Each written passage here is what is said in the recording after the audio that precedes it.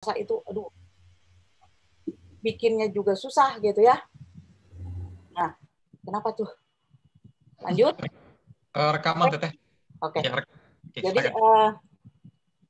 jadi ya, bau bakar. saya gimana tadi? Duh, jadi aja.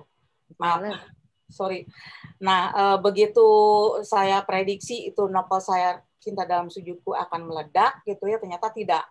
Nah, itu tapi dimuat di majalah Selekta Group dulu ya, itu punya Pak Lubis juga, Pak Samsudin Lubis. Nah, yang nulis Harimau tuh ya, Harimau Padang tuh. Nah, terus ada Moting Ngebusu. Nah, itu akhirnya saya dimuat di situ. Saya yakin benar kalau di novel kali itu akan meledak, ternyata tidak. Nah, terus saya nulis lagi yang maksud saya yang ringan-ringan aja gitu ya. Yang pertama saya tulis di Islami gitulah ya, ada Islaminya di di Panji Masyarakat. Ternyata itu justru jebret gitu. Itu saya bilang sih itu tergantung dari ini ya, apa ya? Pasar apa gimana ya? Saya kurang tahu tuh kalau bestseller tidaknya. Tapi saya belakangan ini setelah tahun 2000-an gitu ya, saya mendengar ada seorang penulis, nggak usah saya sebut namanya, pokoknya dia dimodalin oleh penerbit, dimodalin 1M. Ternyata dia mendapatkan laba dari situ sampai 5M. Jadi dia dapat 4M ya. Pasti Anda tahu lah itu. Nah itu, saya baru tahu, oh ternyata ini gencar sekali ya. Promonya dasar gitu. Promonya 1M, bayangkan. Tapi dia dapat 5M. Jadi 4 dapat dia penerbit tersebut. Nah, itu ada yang kayak gitu, semacam itu. Kalau yang saya punya, saya nggak terus terang, saya nggak bisa memprediksi novel-novel mana saja yang jebret. Tuhan Jangan Tinggalkan Aku yang diambil dari memoir adik saya yang Belanda sekarang, Eni, boleh diundang juga ya. Eni Arifan Morsel ya.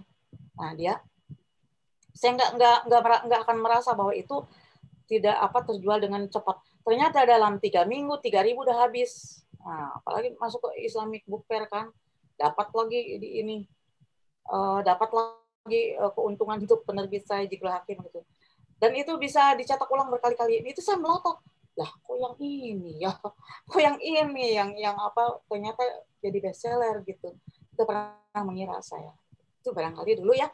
Segitu dulu barangkali semacam prolog ya. Saya lebih suka Anda kalau mau kita diskusi interaktif. Baik, Teteh luar biasa pengantarnya. Nanti juga akan banyak pertanyaan dari peserta ya. Ya, Tapi menarik apa yang Teteh sampaikan, peran penerbit ya. campur tangan untuk sudah membuat naskah penulis itu bisa menjadi bestseller itu kan. Di Teteh menyebut ada semacam apa ya? Modalin lah. Modalin 1 miliar, tapi Iya, dapat kemudian 5M. Difilmkan. Ya, ada semacam apa ya penggiringan gitu ya, pengiriman. Tentu saja penerbit melihat dari sisi bisnis juga bagaimana sebuah buku itu bisa diterima oleh pasar. Tentu penerbit di situ tidak rugi. Nah, di satu sisi yang lain, Teteh, banyak karya-karya bagus, tapi malah dalam tanda petik tidak cukup buku gitu ya. Iya, Tidak cukup itu dia. di toko-toko buku, termasuk di pasar-pasar online pun demikian. Iya. Sementara Itu beli tuh. Benar, bisa beli ternyata. Yang di depan tuh dibeli tuh. Nah, Anda tahu kan? Nah. Ya, benar. Oke. Nah, lalu terkait dengan tema-tema buku Teteh. Teteh cenderung mengangkat tema-tema apa sepanjang buku-buku sudah terbit ini sebelumnya, Teteh?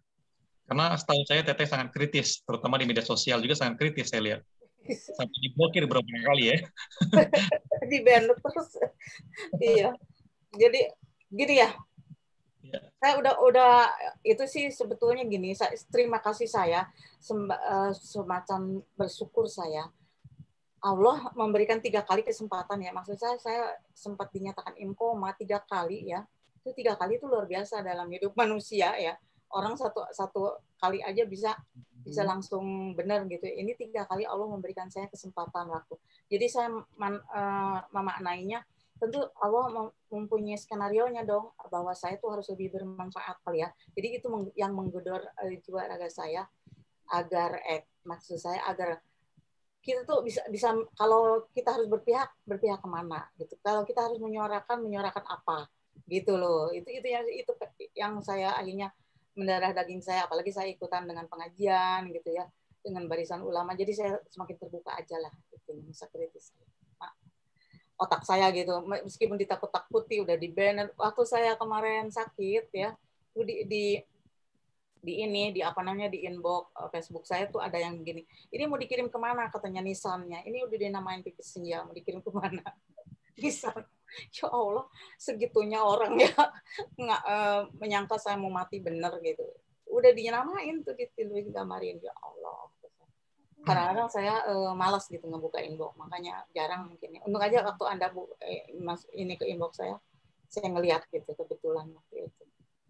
Banyak banget lah hal-hal yang begitu. Misalnya ketika saya habis orasi gitu teriak-teriak waktu itu di waktu zaman-zamannya Pilpres, begitu turun ya teriak-teriak itu, kertas yang ada di tangan saya disangkanya mungkin puisi yang saya baca tadi, orasi itu bisa direbut begitu aja. Awas ya, Anda, saya awasi. Ini di bawah ya. Padahal itu yang saya pegang itu apa tuh? Yang tawaran kuliner. Orang nawarin kuliner, mau beli apa, makanan apa. Saya mau puisi saya pasti di sini dong gitu ya. masa di kertas gitu. Itu ada yang kayak gitu. Ya enggak apa-apa. Enggak masalah. Saya hanya takut aja. Baik, di antara buku-buku Teteh yang penjualannya cukup bagus ya. Sampai hari ini, Teteh? Ada yang sampai 50 ribuan. Itu sebetulnya yang itu loh, dari kan ada 4, sekarang ada 5 episode ya. Ya. Bagaimana aku bertahan, pertama-tama sih judulnya itu Sepotong Hati di Sudut Kamar itu ya, itu buku kedua saya di Sinar Harapan. Kemudian saya 5 tahun kemudian saya masih hidup. Saya udah niatkan kalau saya masih hidup 5 tahun saya bikin gitu. Nah, masih hidup, saya bikin lagi, saya tambah gitu kan. Saya tambah Langit Jingga di Hatiku. Nah, itu. Terus saya ganti lagi, masih hidup juga 5 tahun kemudian. Akhirnya dari Jikril Hakim, dari Gema Insani, saya ganti lagi tuh judulnya. Terus aja begitu sampai sekarang judulnya, insya Allah ya, saya udah dalam proses, didoakan aja di Republika. Saya ingin judulnya sih Bagaimana Aku Bertahan. Itu ada 5. Ketika saya masuk, ada episode pertama di awal-awal gitu, kedua ya bergulatnya saya dengan sakit, dengan KDRT, dengan segala rupa gitu. Terus yang terbaru itu berjuang melawan COVID gitu. Ada juga episode bagaimana saya ikut aktivis barisan emak-emak militan Indonesia. Itu saya tulis itu. Baik, terima kasih Teteh. Teman-teman sekalian, nanti diharapkan teman-teman dapat mengajukan pertanyaan-pertanyaan terkait dengan tema kita pada malam hari ini ya, diaktifkan videonya atau menulis pertanyaan di kolom komentar. Namun sebelum itu saya ingin menyampaikan informasi bahwa saat ini Teteh Pipit Senja dan beberapa teman-teman lain dari 50 penulis itu menulis buku tentang 54 akhirnya. Menulis buku tentang Palestina, Merah Cinta Gaza. Merah Cinta di Gaza. Ya, di Gaza, Merah Cinta di Gaza. Dan buku ini sedang pre-order. Nanti itu posternya sudah saya bagikan di dinding kelas. Nanti bagi kawan-kawan yang tertarik memiliki buku ini, silakan menghubungi nomor kontak. Kabarnya buku ini juga didonasikan untuk Gaza ya, seluruh penjualannya untuk Palestina. Kerjasama dengan Mahad Askar Kauni, Ustadz Bobi Haribowo, dan SNI. Baik. Silakan teman-teman yang berminat membaca buku itu karena saya kira sangat inspiratif sekali bukunya. Baik, kita buka sesi tanya jawab. Masih cukup waktu dan silakan dimanfaatkan kesempatan ini karena tidak mudah mengundang Teteh di tengah kesibukan yang sangat padat dan aktivitasnya yang luar biasa ya, menulis. Pada teman-teman menunjukkan atau langsung mengaktifkan video, sebutkan nama, asal kotanya. Kan Kak Masya di Jakarta. Silakan. Assalamualaikum Teh. Ya Allah, Masya Allah, subhanallah. Cinta banget, aduh, semangat perjuangannya. Insya Pengen Allah. ikut. Doain ya Teh, dan kasih tahu trik-triknya ya Teh. Iya, gimana? Trik apanya nih? Trik cara bikin novel yang bestseller. Nah, kan tadi saya jawab dulu ya. Ya. Tadi saya nggak bisa menduga bahwa novel kita itu apakah akan bestseller atau tidak. Tapi yang kita usahakan adalah pertama-tama kita survei dong kalau kita misalnya ambil tema tentang misalkan ya pemandangan yang ada di Jakarta atau di Padang, di mana itu kita survei. Harus survei. Seperti apa itu kehidupan para preman, para gelandangan kayak gitu. Itu harus kita tahu dulu agar kita tidak menghayal haruan. Kita bikin, kalau saya sih di awal-awal langsung konflik ya. Ibaratnya apa sih, piramid ya, konflik terus kedua ini mungkin tinggi gitu kan. Baru nanti kesananya baru kita perbaiki ini kan satu persatu konflik itu kita perbaiki. Kita selesaikan. Ada konflik global, konflik yang memang dari awal sampai akhir kita pegang. Ada konflik yang satu persatu. Itu pegang.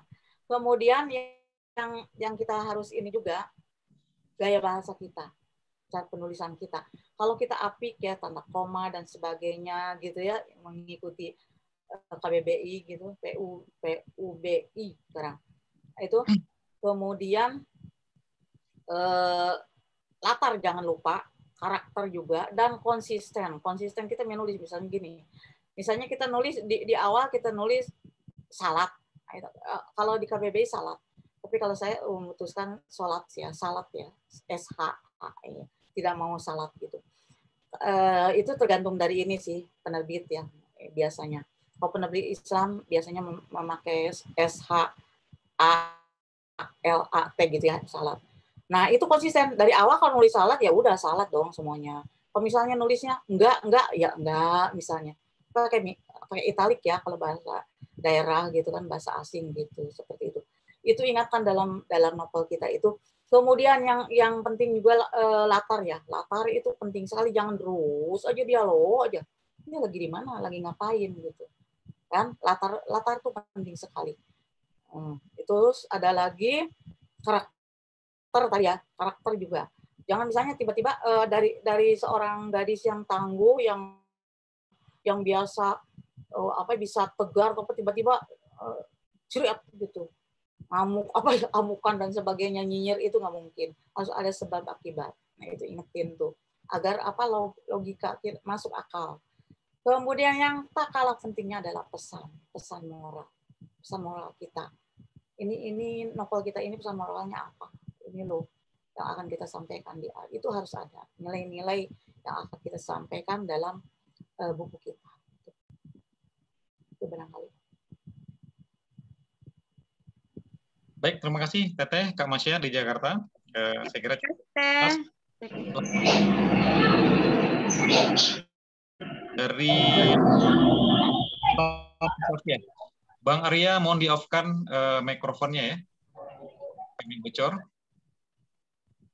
Silakan Kak Ulan Sofia. Assalamualaikum warahmatullahi wabarakatuh. Sebelumnya mohon maaf Kang, saya tidak bisa buka video karena di sini ada Ikhwannya. Oh ya, aman baik. Ya, tidak apa-apa kan ya? Ya, silakan. Assalamualaikum Mama Pipit. Ya. Ini saya ya, saya apa ya? Untuk menulis novel itu, ketika saya kayak mau bikin paragrafnya itu tuh saya kesulitan, tapi saya kalau menulis kayak semacam puisi itu ngalir aja. Tapi pas mau bikin kayak sinopsisnya terus babnya itu, tapi di otak itu udah ada gitu. Tapi menulisnya itu loh Mak yang susah banget.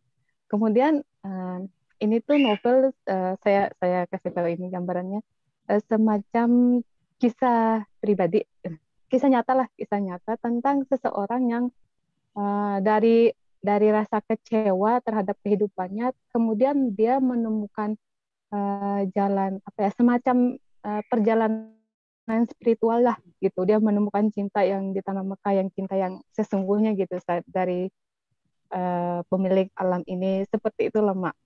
Nah, ketika saya menulis puisi-puisinya itu ngalir, Masya Allah banyak sih puisi-puisinya tentang yang akan saya tuangkan ke novel itu. Tapi ketika saya memulai menulis bab-babnya, menguraikannya itu loh Mak yang kesulitan gitu. Jadi mohon ini pencerahannya. Oke. Baik, terima kasih Kak Ulan dari mana? Mekah. Saya aslinya Mekah. Saya sebenarnya Indonesia tapi sekarang tinggal di Mekah di Mekah ya. Lagi di Mekah. Oke. Jawab, bisa jawab? Ya, silakan Teteh. Jadi gini ya, kita tanya dulu pada diri kita sendiri, kita menulis untuk apa? Nah itu. Oh iya. Nah itu tanya dulu nih, benar ya itu.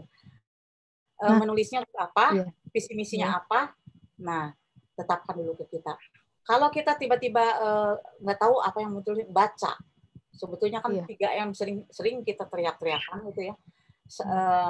Kiat menulis itu, modal penulis itu membaca. Setelah banyak membaca ini, baru menulis. Itu akan mengalir itu biasanya. Dan saya pengalaman waktu di awal-awal memang saya kecanduan sekali baca gitu ya, dari kelas 4 SD aja saya udah baca tentang Marxis, tentang komunis kayak gitu sudah saya baca. Bapak saya seorang prajurit tapi dia juga wartawan perang dan dia juga penyair gitu angkatan 45 tuh ya. Cuma dia lebih ke ininya ke prajurit gitu. Nah, banyak sekali koleksi Bapak yang ditinggalkan. Kalau saya lagi rindu sementara Bapak lagi membasmi gerombolan lah, lagi tugas itu saya pasti nguyek-nguyek di kamar beliau gitu ya, berpeti-peti ada buku ya saya baca. Disitulah banyak pengalaman yang saya ini kosakatanya lah, gaya penulisan Haira Anwar seperti apa. Sorry Siregar Al-Fatihah ya, lama meninggal ya. Itu seperti bagaimana takdir Alisa Bahana seperti apa gitu. Itu saya plototin dari satu buku itu, bukan hanya sekedar alurnya saja tapi benar-benar gaya bahasanya. Saya suka dengan N. Hadini yang begitu detail ininya setting. Atau misalnya dia lagi menuliskan tentang menuliskan makan malam aja, itu sampai ditulis taplaknya seperti itu, makan malam di Paris gitu ya. Taplaknya seperti ini, minumannya berbagai gini, itu detail benar, luar biasa. Saya berguru banyak dari N. Hadini. Atau Remi Silado itu banyak sekali dia menemukan, otaknya udah kayak kamus aja ya. Semoga lagi sembuh nih, kemarin sih dengar lagi sakit, pada sembuh dah ya. Remi ini guru saya juga, dia dalam teater dan saya baca banyak buku, Babaokan lah apa karyanya beliau itu. Dia banyak menemukan istilah-istilah yang tidak dipakai oleh kita tapi menggantikan bahasa yang istilah-istilah bahasa asing. Jadi baca ya, itu modalnya. Baik. Terima kasih Teteh. Demikian Kak Ulan ya dari. Ya, jazakillah khair Mak. Kasih sama-sama teruslah menulis. Baik. Terima kasih. Selanjutnya kita ke Kak Maya Rohmah. Silakan Kak Maya, diaktifkan videonya. Iya, terima kasih Pak Subhan. Assalamualaikum Teh Pipit. Iya. Rezeki bagi saya, ya rezeki dari Allah bisa bertemu lagi dengan Teh Pipit. Saya bertemu Teh Pipit pertama kali pas tingkat 3 di IPB. Waktu itu saya menang lomba menulis yang kirinya itu Teteh. Ini saya masih simpan bukunya Teh. Iya. 2003 saya tinggal. Ini buku terbaru itu. Dan setelah waktu berlalu, sekarang ternyata tidak terasa 18 tahun dan saya kagum gitu. Ternyata melihat di IG waktu itu 2 tahun ke belakang ngikutin IG-nya, ternyata masih menulis dan sekarang dari wasilah dari kelas menulis daring ternyata Teteh masih juga menulis. Nah, sedangkan saya ritme menulisnya dari sejak SMA tuh naik turun kayak Iman ya, Yazid wa Yangkus gitu. SMA terus pas kerja kadang naik aktif, kadang enggak gitu. Terus pas menikah juga sampai sekarang punya 4 anak. Sekarang ritmenya mencoba untuk dibangun lagi, antara lain dengan mengikuti kelas menulis daring dengan binaan dari Pak Subhan ini begitu.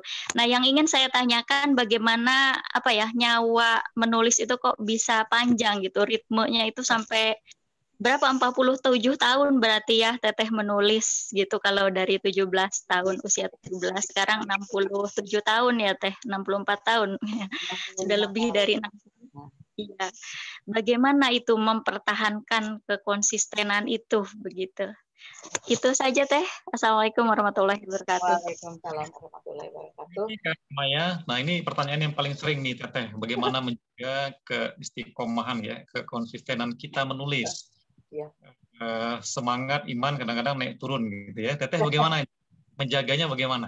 Silakan Teteh. Gini barangkali ya. Karena saya nggak punya pekerjaan lain selain menulis. Saya udah coba misalnya jadi ya tadi pelayan ya, SPG lah sekarang mah gayanya. Atau jadi bahkan agen asuransi saya pernah tuh ikutan ya. Pernah lah ikutan dengan berbagai hal lah, ada ya pekerjaan, tapi nggak ada yang cocok gitu, apalagi berharap yang tiap hari jalan, nggak mungkin lah ya, kan saya punya keharusan kontrol ke dokter 6 minggu, sekarang sih 6 minggu ya, dulu masih bisa 3 bulan sebetulnya bertahan tidak transfusi, tapi sekarang 6 minggu saya udah lemas gitu, jadi wajib lah setor muka.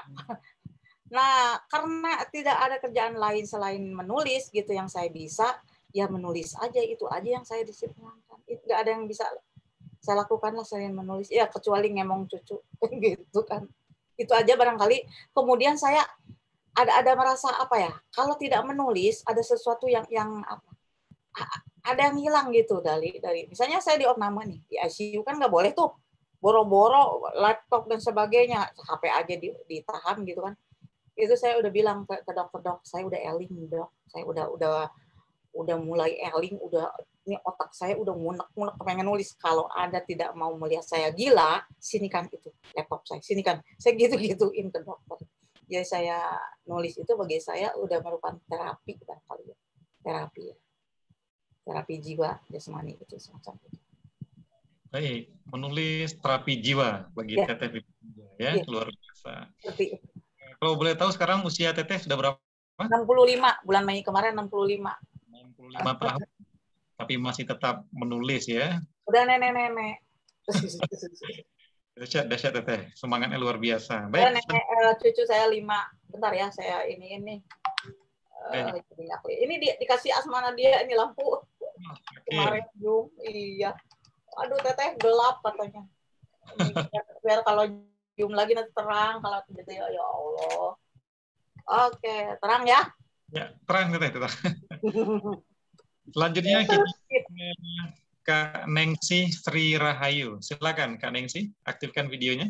Kak Nengsi dari mana? Assalamualaikum warahmatullahi wabarakatuh. Waalaikumsalam.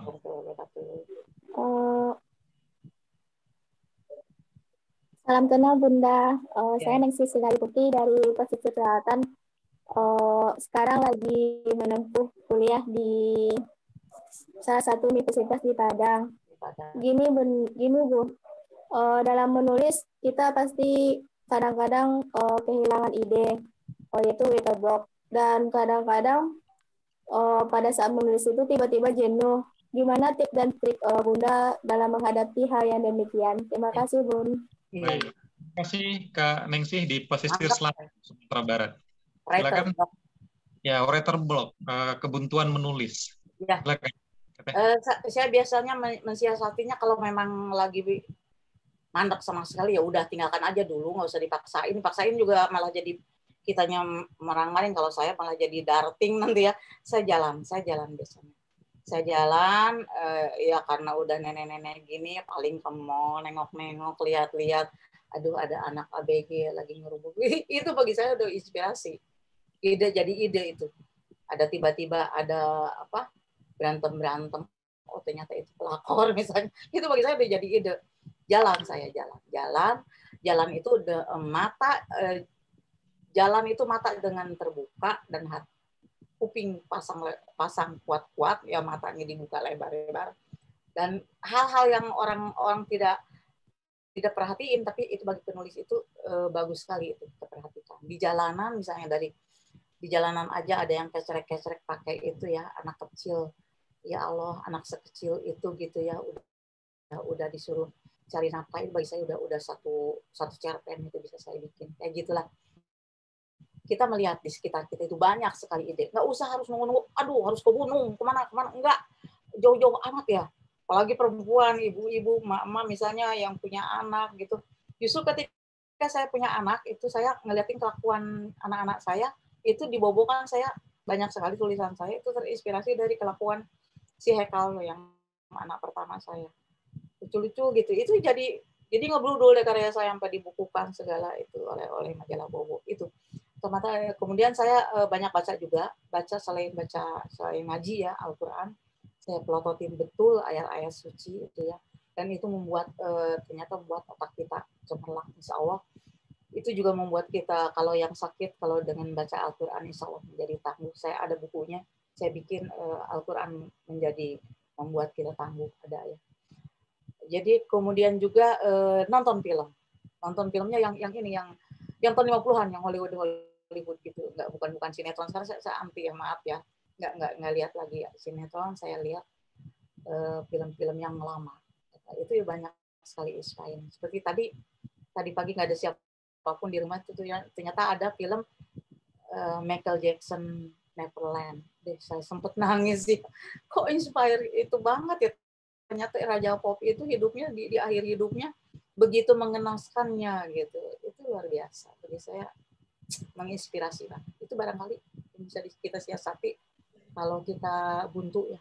Baik, terima kasih Teteh Kanengsi ya, mensiasatinya ya keluar rumah, jalan-jalan kata Teteh, ya, berwisata, nonton film, membaca dan lain sebagainya, sehingga writer block itu tidak hinggap, karena itu penyakit yang tidak saja dialami oleh penulis pemula, tapi juga kadang-kadang penulis senior pun mengalami ya Teteh ya. Baik, dari Kanengsi kita ke siapa nih? Ke Bang Arya Junike. Silakan. Bang Arya, diaktifkan videonya. Assalamualaikum Teteh Pipit. Ya, waalaikumsalam. Saya melihat semangat Teteh sangat luar biasa. Yang saya ingin tanyakan di sini, apa perbedaan antara penulis sama pengarang? Terima kasih. Sama kali, sama itu istilahnya. Tapi saya punya pengalaman. Jadi ketika saya pertama kali ke Mesir kan, saya harus punya paspor ya. Saya datang ke kucuk-kucuk tuh ke kelurahan, Pak. Saya bilang, ini jangan pekerjaannya jangan ditulis ikut suami. Kapan saya ikut suami? Pekerjaan apa gitu ya? Ganti Pak. Kata dia apa pekerjaannya? Saya bilang pengarang, kata saya gitu. Oh, tukang menghayal ya, katanya gitu kata dia. Saya bikin buku, penulis aja tulis. Oh juru tulis, kata dia gitu.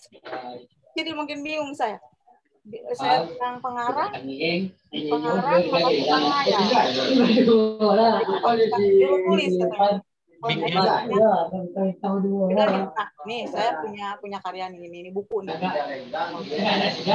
Oh ini sastra ya, udah aja ditulisnya sastrawan. Ya gitu. Perbedaan. Jadi nggak ada perbedaan ya Teh? Soalnya di setiap buku yang saya baca, kebanyakan di bawahnya itu ditulis penulis bukan pengarang. Iya. Ya, itu soal istilah saja ya, Bang Arya. Oh ya, terima kasih Bang Subhan. Terima kasih Bang Arya. Bang Arya, mohon di-off-kan dulu mikrofonnya. Kemudian kita beralih ke Kak Anissa Hamara. Silakan Kak Anissa. Aktifkan videonya dan sebutkan dari mana. Ya, Assalamualaikum warahmatullahi wabarakatuh. Waalaikumsalam. Terima kasih. Udah imut-imut banget. Bisa dari mana? Saya Anissa dari Garut. Di Garut, ini gelisah. Di Garut ya. Aduh, seneng banget akhirnya bisa ngelihat gitu penulis favorit. Aduh, alhamdulillah. Pertama kali. Ya, tur nuhun. Gini teh pertanyaannya, bagaimana untuk time management ya, manajemen waktu dan konsistensi kita untuk menulis ketika kita berperan sebagai seorang ibu. Gitu tadi Teteh cerita ketika mengasuh anak pun masih sempat menulis gitu. Saya tertarik banget dan pengen bisa seperti Teteh gitu. Mangga Neng. Mangga. Garut. Aduh, Garut banyak teleponnya loh. Iya, kakek saya dari Garut. Jadi gini, memanage waktu itu. Saya dari muda sih sebetulnya saya udah punya jam biologi saya ya. Jam 2 itu biasanya tank. Itu saya udah bangun tuh jam 2. Itu dari jam 2 sampai jam 3 itu 1 jam itu saya benar-benar ibadah lah ya. Untuk berdoa, istikharah lah, apalah gitu ya. Pokoknya urusan memperkuat batin, memperkuat spiritual saya. Atau murojaah kayak gitu ya. Sekarang kan ini saya ikutan juga kelas Odoj. Nah, dari jam 3 itulah saya menulis betul-betul menulis sampai subuh biasanya, sampai subuh. Itu bisa berlembar-lembar.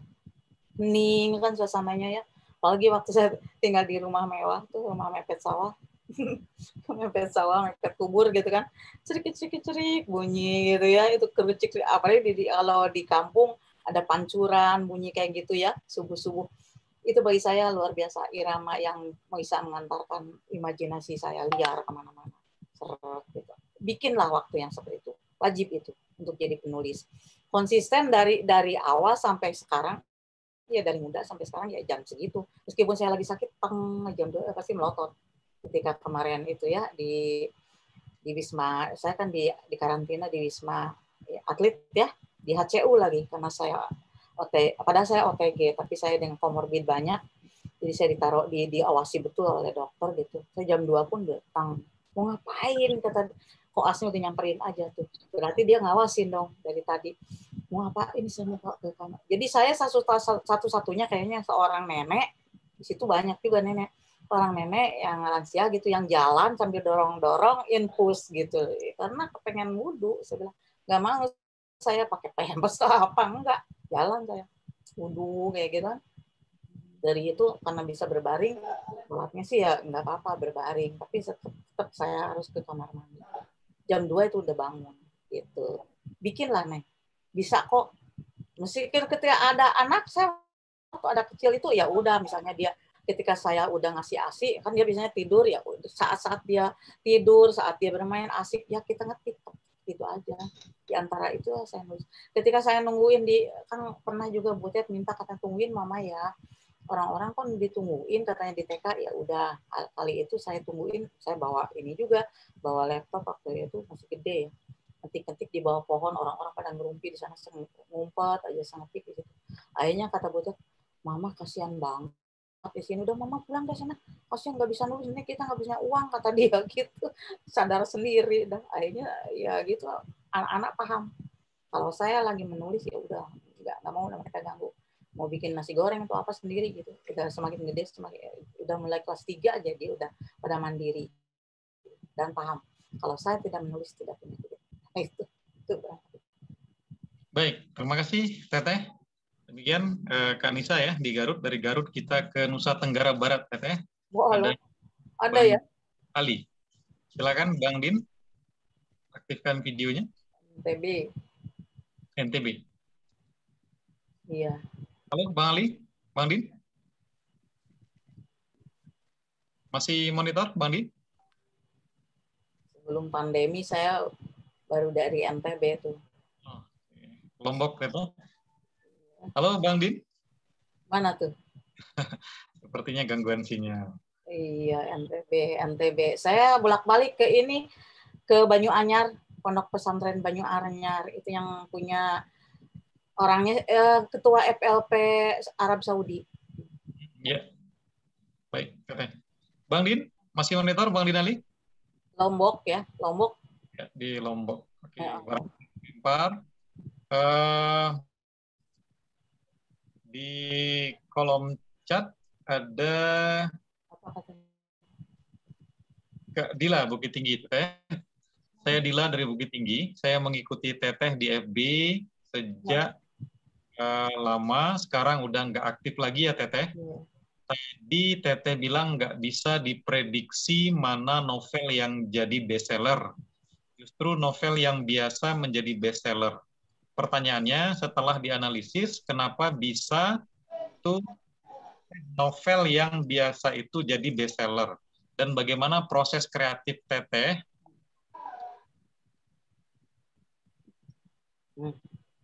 Bentar Teteh, gangguan. Bagaimana proses kreatif Teteh dalam menulis novel tersebut? Nah, maksudnya ada novel yang novel biasa tapi bestseller begitu. Itu tadi saya kira sudah Teteh jelaskan juga, barangkali perlu penguatan kembali. Ya. Gini, proses kreatifnya gini, yang ini aja ya, yang Tuhan jangan tinggalkan aku. Itu udah di ini loh, sebetulnya udah di, tapi belum tanda tangan kontrak. Pas mau kita syuting bulan Juni tahun lalu ya, itu sebetulnya syutingnya kita ambil di Turki dan Belanda ya. Juni jebret gitu kan, pandemi, belum dilanjut lagi nih sama Aditya Gumai. Itu udah di attack bener sama dia. Nah, waktu proses kreatifnya itu saya memang nulisnya bercucuran air mata ya. Jadi ceritanya kan gini, adik saya itu istilahnya kabur lah ya, pergi meninggalkan Indonesia itu dengan luka batin yang luar biasa ya. Punya anak satu, mau diambil gitu ya sama si mantan gitu. Dia pergilah ke Belanda dengan harapan akan dia bertemu dengan di biro jodoh dengan seseorang ya. Warga Belanda itu bahwa dia akan dinikahi di sana. Ternyata sampai di sana dia diambil dan dia dikurung di suatu apartemen ada berapa bulan dan dia habis dilecehkan. Dilecehkannya luar biasa. Itu iya Pak, simpan aja di situ. Maaf. Ya, silakan Teteh. Simpan aja Pak di situ dulu Pak. Di bawah ada paket sebentar. Ya, boleh. Makasih ya, Pak. Ya. Kasih ya, oke. Jadi, nah, ketika itu 3 tahun kami terputus ya dari adikku itu, Eni itu terputus, tidak ada kontak hubungan sama lain. Kemudian saya mulai gencar tahun 99 setelah Bapak meninggal ya, 96. Nah, itu mulai ada blog kan, blogspot ya. Mulai ada internet. Nah, mulai saya bikin blogspot gitu nih. Nah, disitulah di Yahoo Messenger itulah ketemu lagi.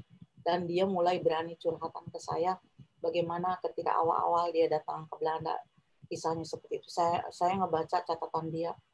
Itu dahsyat. Saya nangis bener ketika mengetikkan. Teteh katanya bikin aja lah. Itu buku dibukukan katanya. Nggak apa-apa. Ini ya seperti saya juga, dia ingin luka hati, mengobati luka hati. Akhirnya saya ketikkan itu, saya ketika menulisnya memang bercucuran air mata. Saya ngebayangin adikku gitu ya, yang egonya gede gitu dulu ya, saling mengalahkan saya gitu. Dan dia itu memang manja, kenes, cantik ya.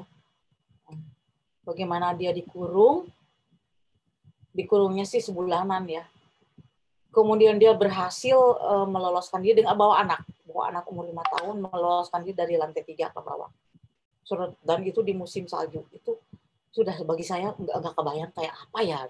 Kayak gitu. Kemudian ininya, maaf, dari rahimnya kan karena dilecehkan. Apa tuh, dimasukin alat-alat kayak gitu. Orang gila lah itu. Skiso. Apa sih namanya, psikopat kali ya. Itu dari rahimnya keluar darah berceceran. Itu gila nggak tuh? Ketika nuliskannya Anda gimana seperti itu. Nah, itu saya nangis. Ternyata itulah yang bisa, ketika saya menangis kayak gitu, mungkin ya, dengan hati tertentu. Kalau kita menulis dengan hati, insya Allah sampai ke pembaca dengan hati. Itu barangkali yang bisa menandakan bahwa itu juga bisa bestseller. Gitu. Begitu seperti bagaimana aku bertahan ya, saya juga gitu. Baik. Dan ini Teteh bertahan menulis ya. Dahsyat. Baik, kita ke NTB kembali. Bang Dim sudah monitor? Dim mana nih? Siap, udah. Ya, silakan Bang Din. Ya. Assalamualaikum warahmatullahi wabarakatuh. Waalaikumsalam warahmatullahi wabarakatuh. Maaf Itu tadi. TTB. Selamat malam, Teteh. Malam. Pertemuan pertama yang luar biasa ini. Salam kenal, saya nama Penadin Alifati dari Bima NTB, Teteh. Oke, baik. Luar biasa dipertemukan oleh Uda Muhammad Subhan dalam kelas menulis daring ini. Ya, pertanyaan saya, Teteh, sejauh pengalaman dan pengamatan menulis Teteh yang sudah malang melintang di dunia penulisan Indonesia, bagaimanakah Teteh melihat tentang buku bestseller itu sendiri? Apakah ada pertarungan di dalam perebutan posisi bestseller? Apakah dilihat dari tema yang ditulis ataukah dari nilai atau ide-ide atau ideologi yang ditulis itu? Bagaimana Teteh melihat sejauh pengalaman dan pengamatan nulisnya? Demikian Teteh. Assalamualaikum warahmatullahi wabarakatuh. Waalaikumsalam. Tapi udah saya bilang ya, tidak bisa diprediksi. Kalau menurut saya sih nggak bisa diprediksi. Tapi sekarang bisa orang membuat ini sebuah novel menjadi jebret. Itu dengan cara jor-joran, promosi yang jor-joran. Bisa menggunakan dengan media sosial, medsos, segala macam ya. Dan bisa juga misalnya keliling provinsi, keliling kota, bedah buku di mana-mana, dan itu pakai duit yang bisa banyak sekali uangnya. Tapi dengan tim yang handal, mereka yakin itu akan menjadi bestseller dan kemudian tertarik diinikan ke film dan sebagainya. Itu seperti itu. Saya rasa itu pasti ada timnya yang hebat. Itu kali ya. Saya yakin. Coba aja tanya Asma Nadia misalnya, atau Kang Abik gitu. Pasti punya tim mereka. Kalau kayak saya kan saya nggak punya tim jalan. Saya kalau jalan ya, tahu nggak? Kalau jalan ke Hong Kong, ke Makau, ke Qatar, kemana sendirian aja, nanti dijemput tuh di sana tuh di bandara itu tapi Pipit mana tuh, ini baru ngelihat dari wajah ininya aja udah oh itu yang ungu kata dia gitu kan. Sering seperti itu. Saya nggak ada tim. Kalaupun jalan misalnya saya ajak nih, kalau ke luar negeri saya ajak nih dari Republika Irwan Kelana kayak dari Uni Sastri, sering ya, Sastri Bakri dari Minang sering jalan dengan saya ke Hong Kong, ke Makau, ya, ke Taiwan. Saya ajak teman. Itu barangkali membuat tim yang hebat. Baik. Tim horenya. Tim hore. Tim hore. Jadi perlu seperti artis ya, Teteh. Iya, seperti itulah. Punya manajemen gitu, Teteh ya. Harus ada. Yakin, ya. Saya yakin. Tanya Asma Nadia, yang saya tahu Asma Nadia yang sukses dia ya sebagai penulis Muslim Islami gitu ya, dan dia memang mengangkat tema perempuan kebanyakan dan Islami, itu luar biasa, dan dia punya tim. Kemudian si Andre Hirata saya. Dan pertanyaan saya kenapa Teteh nggak buat manajemen sendiri? Enggak. Karena Teteh sangat potensial. Enggak. Biar aja. Allah yang akan apakah Allah yang akan mengangkat atau biar aja, saya tidak tertarik dengan manajemen itu, biar aja. Dahsyat. Oke, Teteh. Baik teman-teman, lainnya kita masih ada waktu kurang 50 menit lagi. Silakan dimanfaatkan waktunya teman-teman untuk bertanya apa saja seputar topik kepada instruktur tamu kita yang luar biasa pada malam hari ini, ya Teteh Pipit Senja. Dulu ya. Ya, silakan Teteh sambil minum. Iya. Silakan lambaikan tangan. Siapa? Teman-teman yang ingin bertanya, silakan. Mangga diantosan. Orang Sunda. Tadi para penulis dari KBM pada ikutan tuh, keren-keren mereka. Bayangin, saya melotot loh. Saya nggak apa-apa promo sedikit ya, agar kita tahu bahwa ternyata di era sekarang ini aplikasi platform gitu ya banyak, bukan cuma KBM aja, tapi memang saya di KBM aja. Itu saya ngeliat daftar setiap bulan ada yang pernah dapat 100 juta, 75 juta platinum, golden, apa istilahnya.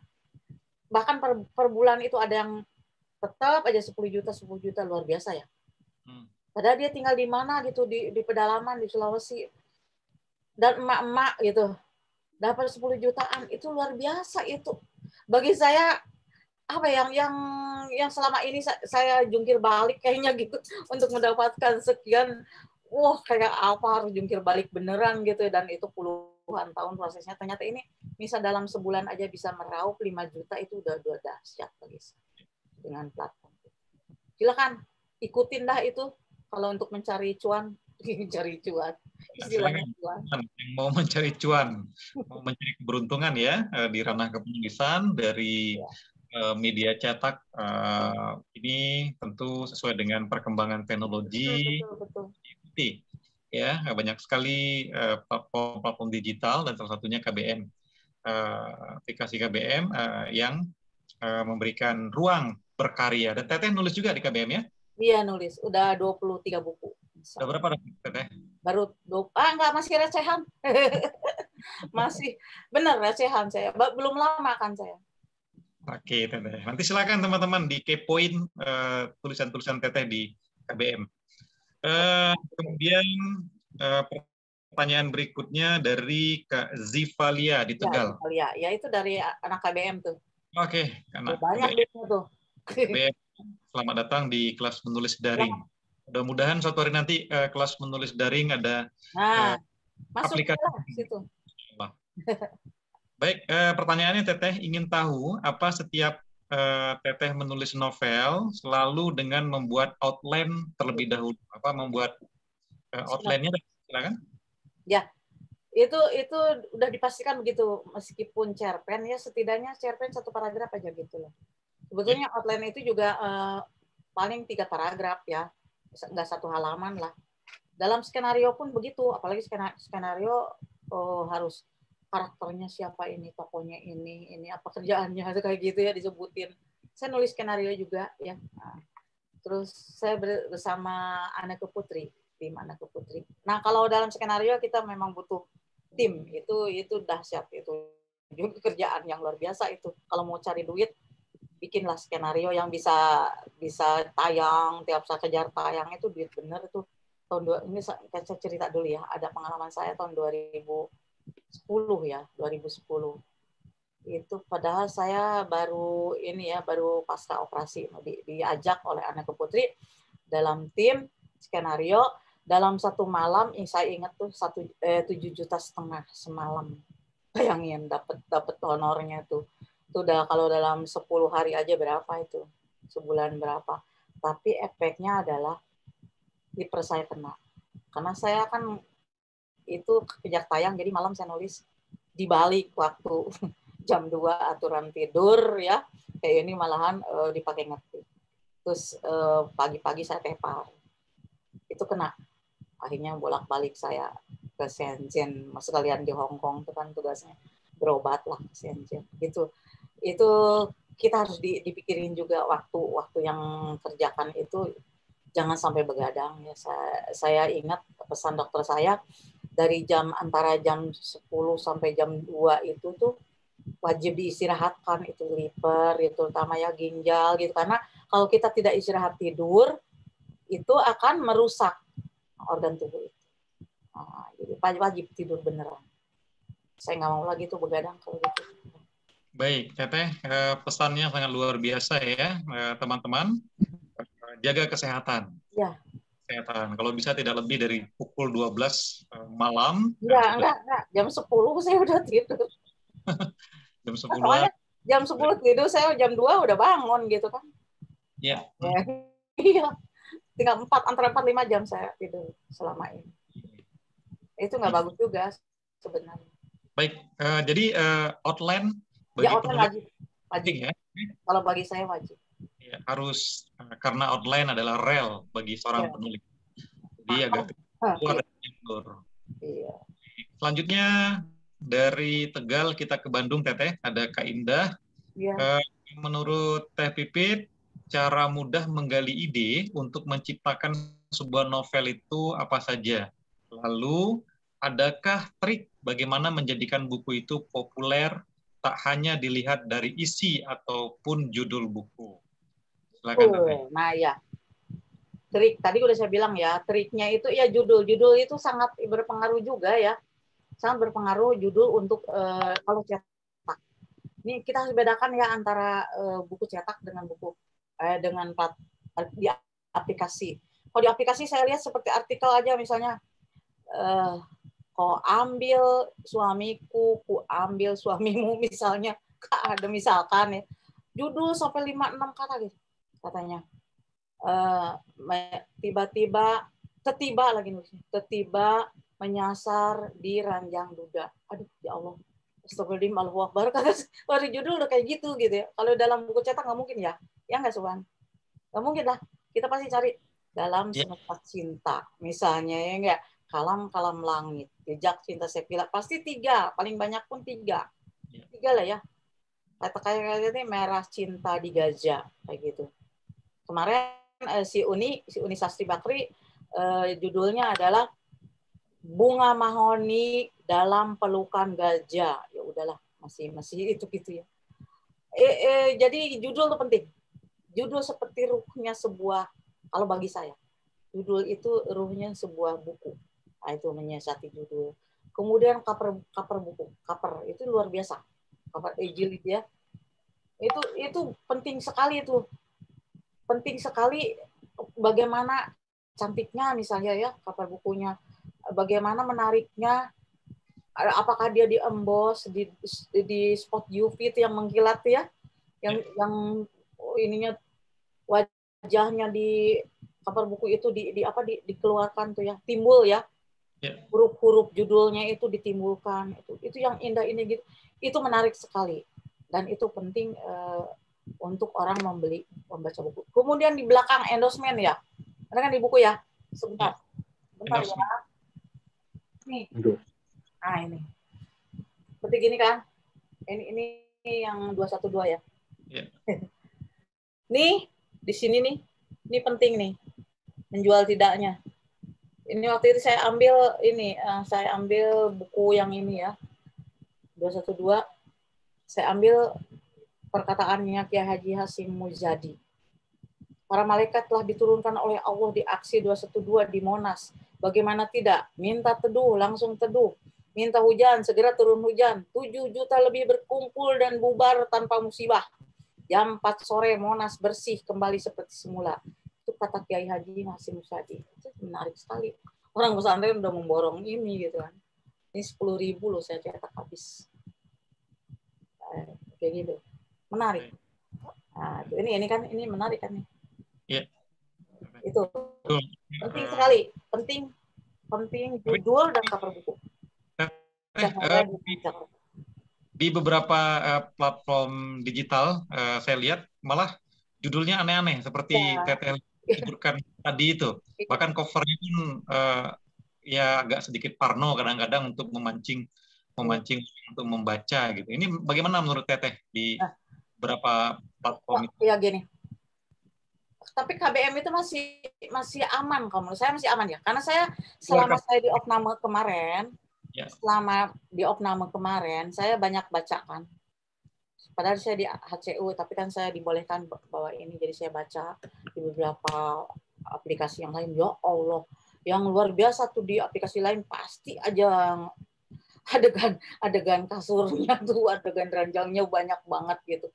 Tapi kalau di ini masih mending, begitu ada yang aneh-aneh langsung kita laporin ke admin dan langsung di respon. Kalau di aplikasi lain nggak ada kontak-kontak dengan yang punya, yang ownernya atau apa, susah. Padahal saya tahu tuh ada salah satu aplikasi itu lah murid saya lah gitu yang bikin gitu. Saya kontak dia nggak masuk juga, heran dulu loh kata saya. Dulu dia kalau ketemu endorse dong ini, aduh saya gemes banget tuh kalau ketemu, gue getok juga. Itu teman saya, bukan teman lah, di bawah angkatan saya gitu ya. Ya Allah segitunya. Kalau menurut saya ini masih aman ya. Emang gini, jadi di awal ininya kan di KBM ini dulu nih, komunitas bisa dulu di FB dulu, dimuat di situ, baru dia ditarik ke KBM. Nah disitulah sebetulnya yang di Facebook itulah sebetulnya ya. Sekarang lagi di ban terus kan, dilaporin terus. Itu yang banyak yang aneh-anehnya. Kemudian kenapa diserbu oleh para ya emak-emak pembacanya, sukanya yang begitu gitu. Suka tema-tema pelakor gitu ya, tema mertua jahat, ipar julid, kayak gitulah. Tema apa yang istilahnya sampai dibilang tema ikan terbang. Tapi kami para penulis kita punya grup-grup masing-masing yang betul-betul punya pesan moral yang kuat gitu. Kami ini kan yang aneh-aneh sikat semua, ben semua, itu aja. Itu udah bagus. Baik, terima kasih Teteh. Baik, kita beralih lagi ke pertanyaan berikutnya Teteh, ke Pasaman. Pasaman, Sumatera Barat, ada Kak Dona Susanti. Selama karir menulis Teteh, apakah tema dari novel-novel bestseller mengikuti perubahan zaman atau sama saja temanya dari dulu sampai sekarang? Oh ya, tema berubah. Saya lihat tema berubah. Saya bilang kan di zaman saya, apalagi zaman bergabung dengan Panji Masyarakat misalnya, saya jelas-jelas ngambil yang saya waktu itu ke Muhammadiyahan, padahal kakek saya NU juga gitu. Jadi saya ngambil yang di Panji Masyarakat ya udah temanya mengikuti gaya media tersebut. Apa visi misi. Jadi kalau kita misalnya tema kita misalnya nulisnya tentang Islam, nggak mungkin dong kita kirimkan ke media yang non Islam, apalagi yang benci Islam misalnya. Itu nggak mungkin. Itu bodoh aja. Kalau menurut saya ngapain buang-buang waktu ngiring-ngiringin. Jadi harus kita tahu nih media ini apa ininya nih visi misinya. Dari zaman ke zaman sebetulnya yang romansa masih tetap disukai. Saya lihat begitu kok. Dari zaman Pujangga lama kayak Pujangga baru angkatan 45, angkatannya Datuk Taufik Ismail sama aja romansanya tetap masih digemari oleh bangsa Indonesia. Nah, belakangan ini saya lihat justru yang human interest, yang kisah-kisah inspirasi itulah yang laku. Baik. Dari 2000-an ke sini. Oke, Teteh, terima kasih. Kemudian dari Pasaman kita ke Bandung, ada Kak Naya. Naya mau bertanya, Naya pernah baca tulisan Manini dalam bentuk cerpen, isinya antara lain, kalau bisa jangan mematikan tokoh, karena kisah yang kita tulis bisa jadi doa untuk si penulis. Baca tulisan Teteh yang mengharu biru itu, dan Naya share di wall FB Naya. Mengena sekali di hati. Yang mau Naya tanyakan, seandainya kita menulis kisah orang yang memang sudah meninggal, apakah itu suatu pengecualian? Naya pernah ikut event cerpen, kisah nyata teman yang anaknya meninggal karena kanker. Si anak tidak Naya matikan dalam cerpen itu, dan itu membuat si ibu senang. Mohon pencerahan dari Teteh. Ya, saya pernah nulis, sebetulnya saya ingin mengingatkan para penulis yang di aplikasi tersebut. Jadi saya nulis surat keprihatinan saya gitu terhadap tema-tema yang diangkat. Ada memakai aku, jadi begitu jahat gitu ya. Si tokohnya itu pengkhianat dan sebagainya. Yang dijadikan aku itu loh. Sudut POV-nya aku gitu. Saya nggak berani itu. Karena saya gini, pengalaman saya waktu saya remaja dulu kan masih sering di pesantren itu, saya udah nulis itu, remaja itu udah nulis tentang janda pakai aku, tentang KDRT pakai aku, tentang hal-hal yang aneh yang belum saya alami pakai aku. Apa yang terjadi 10 tahun, 15 tahun kemudian itu kok udah kejadian gitu loh. Maksud saya dari situ sih saya sepertinya kan kata kiai saya, Neng, kata dia kan dia ngebaca juga karya saya, Neng. Ini Abah ngelihat Neng katanya nulisnya kok begini bener, ini jadi janda menyedihkan, enteng-enteng anak nyari nafkah. Neng, sebaiknya nulis mah ya nulis yang punya harapan aja, yang menyenangkan, yang bahagia gitu. Jangan sampai mematikan tokohnya segala.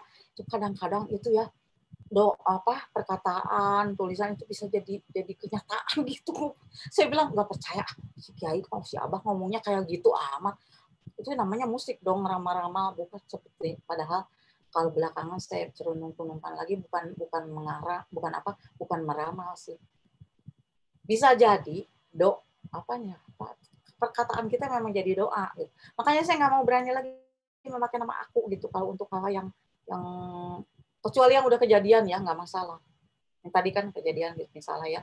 Tapi kalau yang belum kejadian saya nggak berani lagi dah pakai aku, pakai pihak ketiga dia aja. Kita jadi berdiri di situ sebagai dalang gitu, sutradara itu kan. Pesan. Baik, terkait dengan POV ya, sudut pandang Teteh ya. Tapi ini pilihan ya ketika seorang harus memakai sudut pandang orang pertama, kedua atau ketiga. Tergantung dengan situasi dan peristiwa yang diangkat kan gitu. Nah, kalau seandainya di luar POV pertama itu, Teteh lebih senang POV keberapa, Teteh? Dalam buku-buku Teteh? Gini, tergantung bukunya. Kalau memoir ya terus aja, itu tonya kan memoir kan, aku. Tapi kalau roman seperti yang Jejak Cinta Sepila itu termasuk bestseller, itu dia kan ada tokohnya perempuan tangguh di situ, si Garsini, itu aja yang saya otak-atik gitu. Ini saya saat ini dari 2019 belum jadi-jadiin novel tema politik, berat banget ya. Mungkin aja gitu. Jadi novel kadang-kadang saya pikir ini jangan-jangan ini novel bakalan ngetop kali kata saya. Dan mungkin saja novel terakhir saya. Kadang-kadang saya pikir begitu. Sampai sekarang udah dikasih laptop baru gitu ya. Dari Ustadz Hila. Dari malam aja kok masih mandek aja di sini nih, kemana nih? Saya udah ke Aceh nih. Dia udah keliling kan, pebisnis di Hong Kong, di New York, terus jalan ke Aceh. Saya maunya disadarkan dia di Aceh gitu. Belum jadi juga. Doain ya. Amin. Mudah-mudahan bisa segera selesai, Teteh. Baik, dari Bandung kita ke Naya Dija. Kenapa tuh? Ya, ke Batu Sangkar, Teteh. Ada Nindi.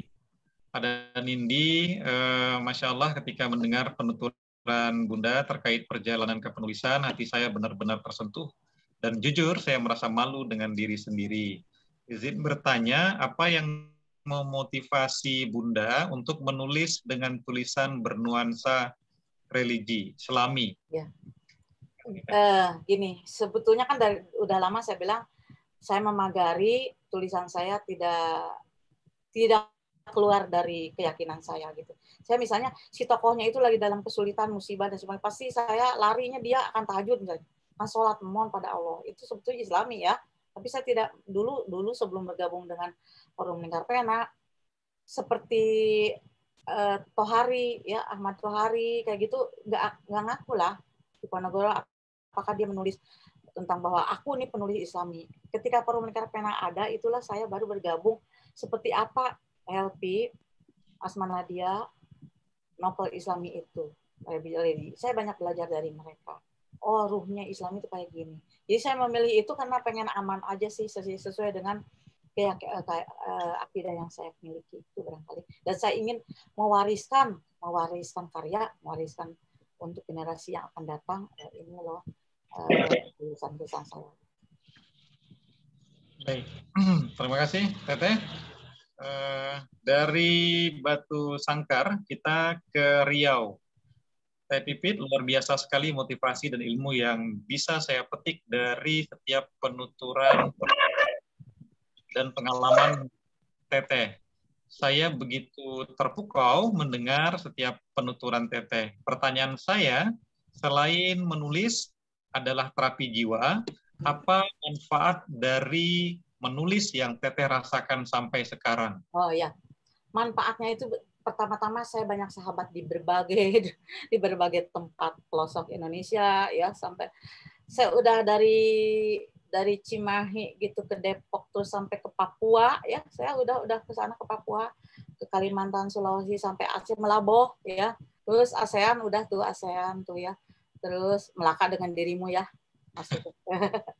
Terus sampai ke timur jauh udah keliling dah sampai terus ke Qatar dan sebagainya. Itu manfaatnya banyak sekali sahabat di berbagai tempat. Kemudian ada tentu saja banyak juga dana donasi yang saya terima. Selain dari menulis banyak aja, misalnya ketika saya sakit membutuhkan apa tiba-tiba jerat aja 20 juta, kaget lah dari mana nih. Aneh kan? Ini dari penggemar gitu, dari pembaca setiamu, ya Allah, banyak banget kata saya. saya nggak segitu, kata saya butuh 11 juta aja waktu operasi. Ih, pakai semua, nggak saya bagiin sih sama anak-anak asuh gitu kan. Itu luar biasa, manfaatnya banyak, saudara, persaudaraan, bersahabat, udah seperti akrab, seperti ketemu beneran gitu ya. Padahal entah di mana, seperti apa juga nggak tahu gitu. Tapi begitu sampai ketemu, udah bener-bener udah keluarga bener. Ya nggak?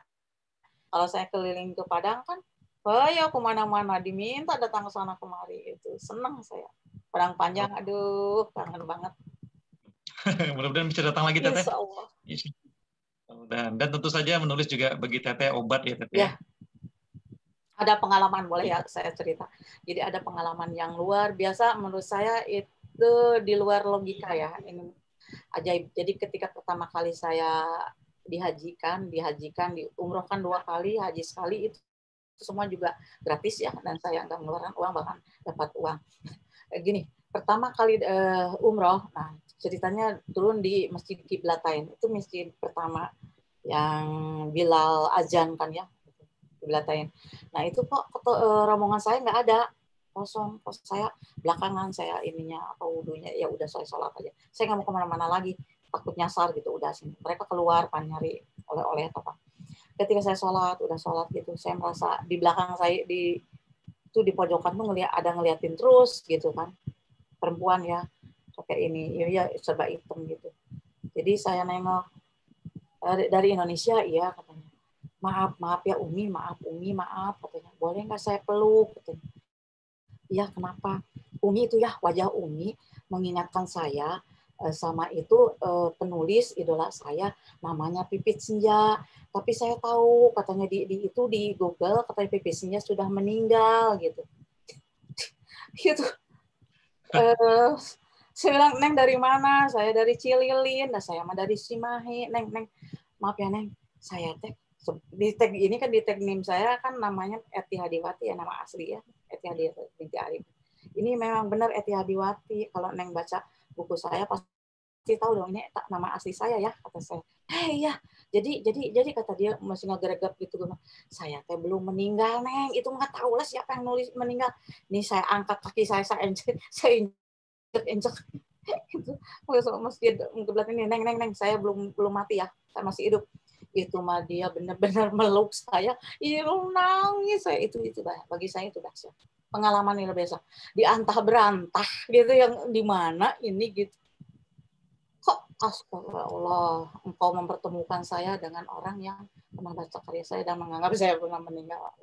Itu dahsyat itu. Kalau saya ingat itu, saya pengen nangis. Luar biasa. Luar biasa. Saya merinding dengar cerita Teteh gitu.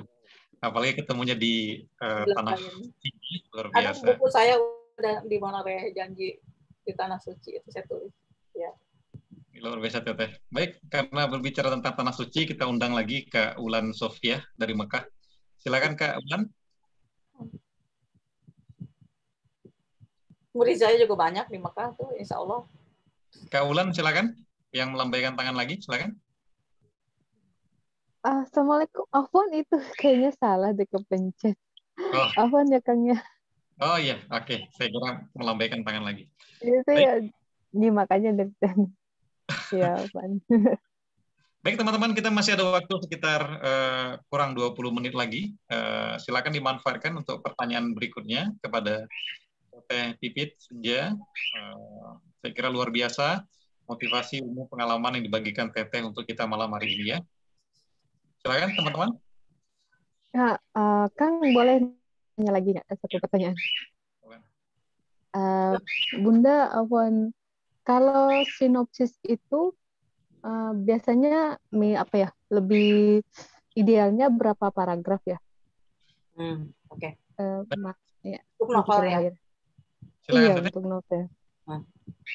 Untuk novel itu bisa 1 halaman, bisa setengah halaman. Yang penting gini, kita dari awal konflik tema apa yang akan kita angkat itu, yang mulai konfliknya apa di awal itu dijelasin aja di paragraf pertama, konfliknya begini, nanti bab saya sih untuk memudahkan begini biasanya. Bab 1 saya akan nulis tentang ini, bab kedua ini, bab ketiga gitu ya. Taruhlah sampai 10 bab gitu. Itu jadi tahu tuh oh kita dari bab ini kita akan garap ini. Nanti ketika kita menuliskannya di kenyataannya ada macam-macam perubahan dan sebagainya, nggak masalah sih. Nah, karena ada pegangan inilah kita menuliskan seperti itu dan kita boleh tambahin dan sebagainya konfliknya. Jadi pegangan lah gitu. Nggak masalah berapa halaman pun tidak masalah sih sebetulnya. Tapi saya nggak pernah paling panjang pun 2 halaman. Kalau sinopsis itu juga kepanjangan. Ya. Baik, paling panjang 2 halaman ya.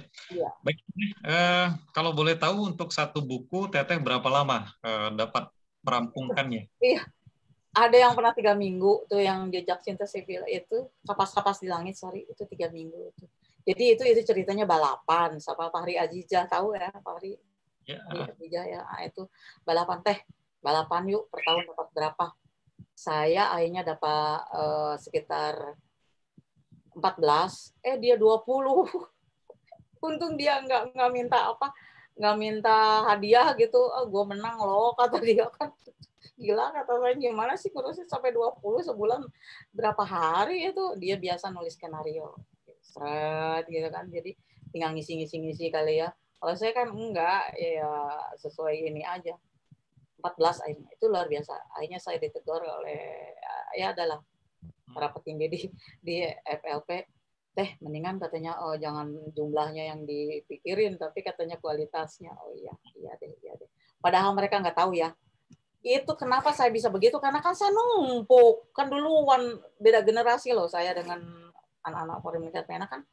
Saya ibaratnya generasi emak mereka kan ya. Ya enggak? Saya kan angkatan 70-an. Mereka kan angkatan 90 lah ya. Beda 20 tahun kan umurnya gitu. Tentu saja karya saya kan banyak tuh yang, jadi gini. Saya pernah 10 tahun mengikuti lomba di Femina. 10 tahun itu tiap tahun saya bikin terus. Dan tidak pernah menang. Percaya nggak? Selalu ke laut. Nggak pernah menang. Ya tema Femina kan gimana Anda tahu sendiri. Kalau saya tetap aja ada Islam-Islaminya gitu kan. Nggak pernah menang. Tapi yang 10 itu saya bangga dikasih catatan dan dikirimkan ke saya lagi tuh satu tuh. Dikirimkan lagi oleh Femina catatannya dari HB Yasin. Nah, itu yang saya pelototin. Oh, kurangnya di sini, kurangnya. Ya, saya ketik ulang. Makanya saya bilang kan kemarin saya nulis di postingan, jangan pernah menyerah dengan karyamu. Ya, jangan pernah. Kalau ditolak ya udah kita percantik lagi, singleis gitunya. Singleis glowing gitu. Akhirnya jadi juga. Dari 10 yang ditolak itu ya jadi, semua jadi. Gimana nggak bisa setahun 14 gitu, bahkan 20 pun bisa sebenarnya. Kalau nggak saya sakit. Tapi kan ada waktunya saya harus seminggu di rumah sakit. Itu barangkali. Dahsyat Teteh. Dan ketika sebuah naskah sudah selesai ditulis Teteh, problem yang paling ribet juga dialami. Melakukan penyuntingan naskah. Nah, bagi trik Teteh ketika naskah sudah selesai, itu bagaimana kiat menyunting naskahnya? Itu lebih lama justru biasanya ya. Lebih lama dari prosesnya tuh kadang-kadang apa ya? Jadi gini, kadang-kadang saya nganggap ini naskah ini seperti anak sendiri gitu loh. Seperti anak gitu kan. Dipelihara, digede-gedein. Kok sayang ya, mau ngelepasin sayang gitu. Jadi ada akhirnya saya pelototin lagi satu persatu, ya saya tambah-tambah biasanya. Betul dipercaya. Akhirnya lebih tebal. Setiap saya buka ya diambil lagi dari awal gitu kan. Akhirnya semakin tebal sih. Di situ nguyek-nguyeknya di pas finishing, bukan penyuntingan, beda ya. Penyuntingan dengan editing dengan finishing yang kita bikin beda itu istilah. Beda tugas. Penyuntingan kan karya orang yang akan kita sunting, boleh diobrak-abrik dikasih nuansa kita gitu, aura kita, boleh, karena kita itu penyunting namanya. Tapi kalau editing karya sendiri, jangan pernah kita kalau belum selesai jangan pernah editing hapus itu jangan. Biarkan aja, jadikan aja dulu. Jadi setelah jadi baru di editing kembali. Insya Allah akan selamat. Saya rasa nggak akan dibuang, nggak akan dihapus, malah ditambah kalau kita ulang-ulang gitu ya. Biasanya begitu proses saya. Ya. Baik, Teteh. Terima kasih. Kemudian kita ke Aceh, Teteh. Ada Halo Aceh. Dari Aceh. Ya. Tiara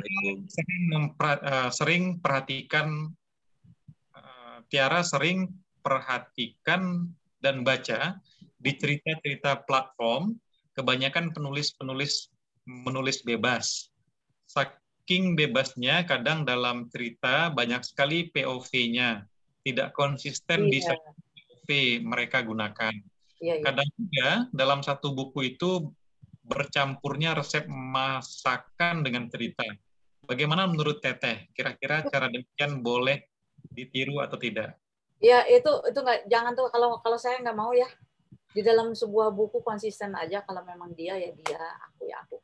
Tahu toko POV sini ya, POV Susi, enggak. Itu membingungkan, itu di jagat literasi nggak ada yang gitu ya. Sebenarnya ada nggak? Ya benar Teteh. Nah, iya kan, itu pusing itu. Kalau saya malah mengganggu itu. Rusak urusan tiba-tiba dari saya ini udah enak gitu ya. Tiba-tiba jebret dari POV-nya si yang penjahat. Terganggu saya. Kayak gitu bener nggak enak. Kemarin sih saya diskusi sama Asma. Kok di cerita dia yang apa surga yang tak dirindukan itu tiba-tiba kok ada yang istri keduanya yang POV-nya. Aduh, kalau menurut saya mengganggu. Bener nggak enak gitu. Itu sih terserah lah, itu kan namanya hak pengarang dong, menulis apa kayak itu, silakan saja. Menurut saya sih bagaimana ininya aja, bagaimana apa hati nurani kita, bagaimana menuliskan itu barangkali. Baik, terima kasih Teteh. Demikian Kak Tiara di Aceh ya, kalau bisa konsisten dengan POV-nya, tidak dicampur-campur agar pembaca tidak bingung. Baik Teteh, sepanjang menulis novel, hal apa yang paling sulit Teteh hadapi? Apakah dalam hal pencarian ide, atau proses penulisan, proses penyuntingan, atau penerbitannya? Sebetulnya proses penulisan. Jadi gini, Kak, yang paling saya hadapi gini, pas ketika saya lagi, aduh ini pas mau finishing atau pas lagi menyelesaikan konflik, tiba-tiba udah lemes nih. Pas dicek, HB saya tinggal 5. Pasti dong urusan ke dokter dong. Urusan transfusi. Tapi saya siasati sih sebetulnya, meskipun saya di UGD kan ya. Kalau saya nggak perlu dirawat lagi sebetulnya kalau sekarang ada poliklinik thalassemia, jadi saya bisa pesan darah dulu, kemudian masuk ke situ, segalanya dilakukan di situ. Dokter datang ke situ, laboratorium darah ke situ, saya bawa laptop yang kecil. Ketik gitu, lanjut bisa. Misalnya ini saya usahakan tidak di kanan. Kalau di transfusi, saya di sini ini rusak, belum lama tuh, habis nih ke sini habis, kan? Jadi saya gini, kadang-kadang lupa kita ngetik nih, gini kan, kok tiba-tiba tetes darah ke sini, darah netes nih kayak ini, kenapa ya? Lupa, aku lagi transfusi, pas tengok ke atas, oh ilah gue lagi transfusi ya. Jadi saya teriak, saya matiin, umpetin buru-buru laptopnya. Terus saya panggilin, kan bel dipanggil, kenapa, kata dokter. Maaf, itu kenapa ya, kata saya dengan wajah tanpa dosa. Saya pengen ketawa dalam hati, udah ngerjain dokter itu kayak gitu sering. Akhirnya sih tahu, suster tahu. Si ibu mah tadi ngetik asik-asik, kan sekarang udah netes baru ngatnya sih tahu. Kayak gitulah pengalaman saya biasanya. Saya anggap lucu-lucu aja, piknik. Bahwa gembira ya Teteh. Oke, kalau boleh tahu sekarang Teteh sedang menulis buku apa nih? Ya Imperium itu tadi. Imperium. Gara-gara tema politik. Kayaknya saya nungguin revolusi kali. Ada target kapan terbitnya Teteh? Insya Allah lah insya Allah tahun ini haruslah. Saya targetan. Mudah-mudahan ada kejadian yang jebret sesuai dengan ini perkiraan di novel saya. Oke, baik teman-teman, masih ada satu penanya terakhir. Boleh. Silakan Kak Masya. Ya, assalamualaikum. Teh, ini tadi kan yang misalnya wanita sudah tangguh, tiba-tiba dia ngamuk gitu. Itu seperti kayak novel saya gitu. Yang pertama masa kayak tangguh, yang kedua saya kayak brutal dan nggak tangguh lagi, tapi akhir nanti taubat juga, itu gimana, bagus nggak ya? Ya nggak apa-apa, gini yang penting ada sebab akibat itu loh, nggak masalah sih. Orang kan misalnya asalnya tangguh atau tenang dan semua tiba-tiba ngamuk, itu ada sebab akibat disebutin. Kalau disebutkan itu nggak masalah. Jadi masih iya, mungkin karena konflik itu sampai dibenci lagi pindah agama gitu, jadi kita langsung jeder gitu. Jangan begitu, harus ada ini dong, ada alasannya nih kenapa tiba-tiba begitu. Ya, alasannya karena konflik itu orang tua saya yang selalu marah-marah, saya diusir gitu. Oh, nggak apa-apa ya. Anak tangguh itu mengabdi pada anak yang mengabdi juga mengasihi orang tuanya, tiba-tiba itu nggak masuk akal. Oh iya. Terus satu lagi ya Teh, apa bedanya sinopsis dan blur ya? Apa? Oh itu beda. Blur, BLURB. Saya baru tahu kemarin. Saya perhatiin, oh ini bukan sinopsis nih. Ternyata itu sekedar ini aja sih. Nggak perlu dijelaskan ya, jadi dari awal sampai itu seringkas saja. Penasaran aja gitu ya baca. Enggak, ambil petikan yang bikin pasti harus begini. Bagaimana dia ini? Apakah dia misalnya gini, seorang ibu tiba-tiba seorang istri tiba-tiba diceraikan oleh suami, ya, tinggalkan gitu ya. Kemudian dia dalam keadaan hamil dan dia punya anak satu. Bagaimanakah dia mempertahankan janinnya, misalnya mempertahankan hidupnya? Ini harus ada pertanyaan dia. Iya, ada pertanyaan. Yang novel saya kelima baru tumben saya bikin pakai blur itu. Ada pertanyaan ya, bukan menjelaskan berarti ya. Jangan. Pertanyaan. Jadi orang penasaran, gimana sih sebenarnya nih akan bagaimana nih novel ini? Mampukah menjalankan gitu ya tantangan atau gitu ya? Bisa jadi gitu ya. Ada pertanyaan yang bikin pembaca penasaran. Ya, terima kasih. Apakah dia mau menerima di poligami? Misalnya. Ya, misalnya. Ya. Baik, Kak Masya di Jakarta. Dan Teteh, kita dari Jakarta ke Bukit Tinggi. Ada Kak Nurhayati. Silakan, Kak Nurhayati, Teh Nun. Assalamualaikum, Teh. Waalaikumsalam. Saya Teh Nun. Sekarang bukan di Bukit Tinggi, lagi di Kota Dingin tanpa salju ini. Nah, sengaja keluar. Di rumah tidak ada sinyal, jadi harus keluar. Ini. Demi mendengarkan suara Teteh ini. Harus mencari ketinggian. Mumpung ada kafe. Mendengarkan orasi dari Teteh rasanya seperti ditampol bolak-balik. Bukan orasi di mobil komando. Karyanya sudah 23 buku, dibilang masih receh-receh. Terus kami yang baru mencoba, namanya apa ya? Yang itu aja, satu aja Teh. Gimana cara Teteh menjaga konsisten menulis? Iya, itu kan tadi. Biar tidak, ya itu aja. Terima kasih Teh. Cara Teteh menjaga konsistensi menulis sampai hari ini. Silakan Teteh. Ya, saya jaga itu dia. Saya merasa ada yang harus saya suarakan, yang harus saya tinggalkan, saya wariskan pada generasi mendatang. Ya, apalagi di zaman sekarang seperti ini, saya nggak bisa diam. Saya suarakan. Kenapa saya juga bergabung dengan barisan Mama Militan Indonesia itu, saya harus menyuarakan meskipun akhirnya saya kembali ke pena gitu. Pena ternyata lebih tajam daripada bom molotov atau apa gitu. Dengan pena kita lebih beruang kemana ke seluruh dunia, kita bisa teror gitu kan ya, dengan kata-kata, dengan pena tersebut. Itu barangkali saya ingin mewariskan karya untuk generasi mendatang. Itu konsisten saya.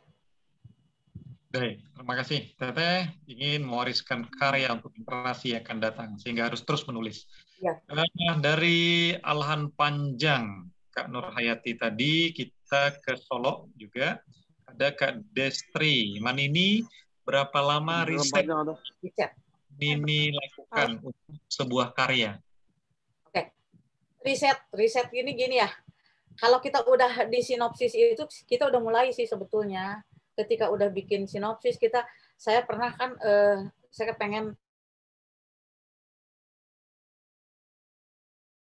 riset, saya udah riset itu karena saya mau nulis tentang itu. Saya ajak sahabat saya, ada Mega waktu itu, namanya Mega, di sini jalan-jalan yuk sana.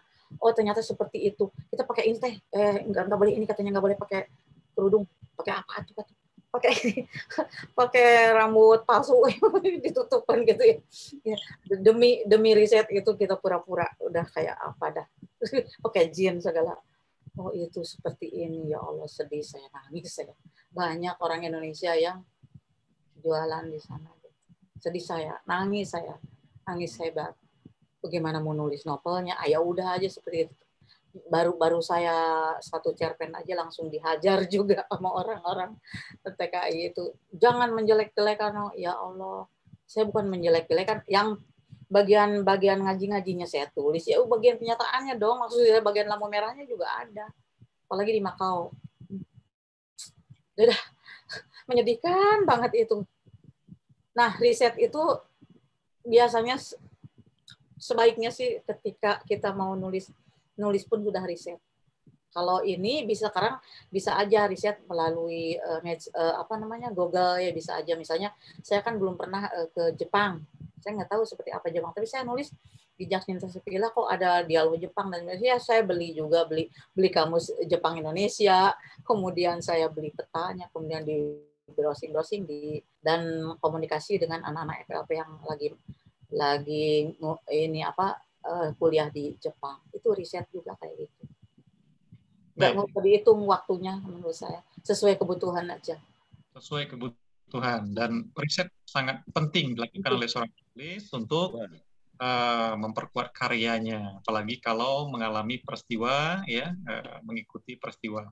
Baik, Teteh, kita sudah berada di ujung kelas. Tidak terasa waktu sudah hampir 2 jam, Teteh, luar biasa materi dan motivasi yang Teteh berikan. Sebelum kelas kita tutup, barangkali sedikit pesan yang bisa untuk calon-calon penulis di kelas ini, tapi yang bisa Teteh beri nasihat kami di sini. Silakan, Teteh.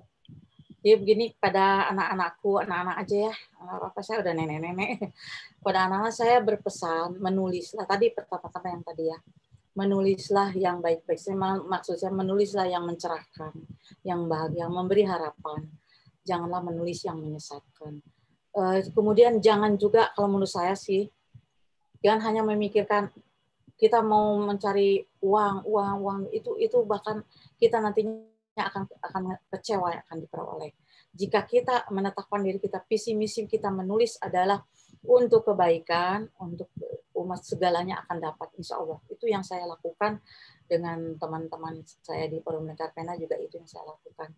Akhirnya dapat semuanya, insya Allah. Saya kan waktu dari awal pun memang saya nggak kepikiran mau dapat duit, nggak, saya nulis terus. Ternyata begitu udah dapat satu puisi buku itu mulai terkenal, mulai matre. Ternyata saya kecewa juga, nggak dapat yang banyak-banyak banget gitu. Tapi begitu saya menetapkan saya harus menulis karena saya nggak tahu waktu saya kapan, Allah memberikan waktu sampai kapan. Tapi kalau saya menulis ada sesuatu yang saya tinggalkan.